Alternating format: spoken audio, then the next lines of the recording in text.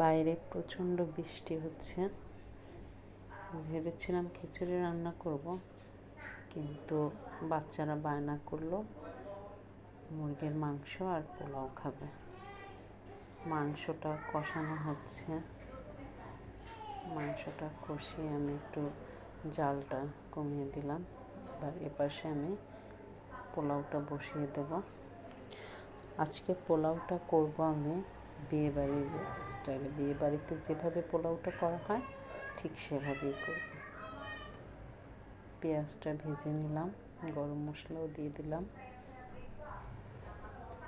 এরপর দেব এতে একটু আদা বাটা এবং রসুন বাটা, অল্প সামান্য একটু দিয়ে ভালো করে ভেজে নেব। কিছুক্ষণ ভাজার পর যখন লাল হয়ে যাবে তখন এটাতে একটু পানি দিয়ে দেব। আসলে বাচ্চারা আবদার করলে সেটা পূরণ করি সবসময়, যত কষ্ট হোক। যদিও শরীরটা ভালো ছিল না, তারপরও চেষ্টা করছিলাম যে ওরা যা খেতে চেয়েছে ওদেরকে রান্না করে দেই। এরপর এর মধ্যে দিয়ে দেবো একটু দুধ, দিয়ে তারপর সামান্য লবণ, মানে স্বাদ অনুযায়ী দেবেন। দুধটা দেওয়ার পর একটু নেড়ে দেব। নেড়ে দিয়ে তারপর চুলার আঁচটা বাড়িয়ে দেব। আসলে আমরা মেয়েরা সব ক্ষেত্রে নিজেদেরকে মানিয়ে নিই। আমি এক সময় রান্না করতে টোটালি পারতাম না, এমনকি রান্নাঘরে কি রান্না হতো তাও জানতাম না। যখন খেতে বসতাম তখন দেখতাম যে কী রান্না হয়েছে। আর আজকে এমন পর্যায়ে এসেছে যে আমার রান্নার সুনাম মানুষ করে।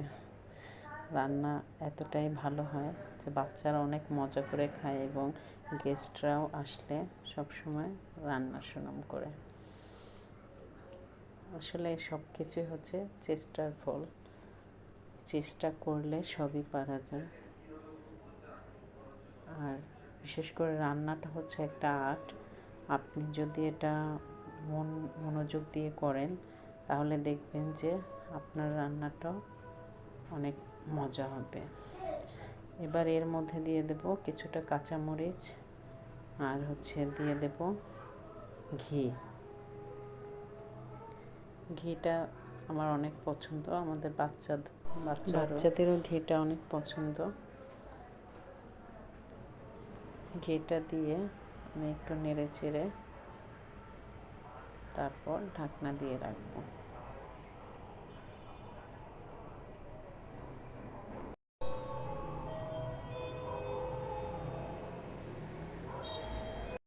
আর অপেক্ষা করব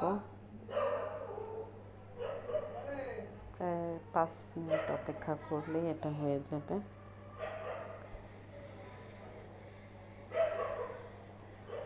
এই যে এখন দেখুন এটার ফাইনাল লুক, কি সুন্দর ঝরঝরে হয়েছে, ঘ্রাণটাও সেই সুন্দর হয়েছে। এটা আমি অবশ্য প্রথমবার ট্রাই করলাম।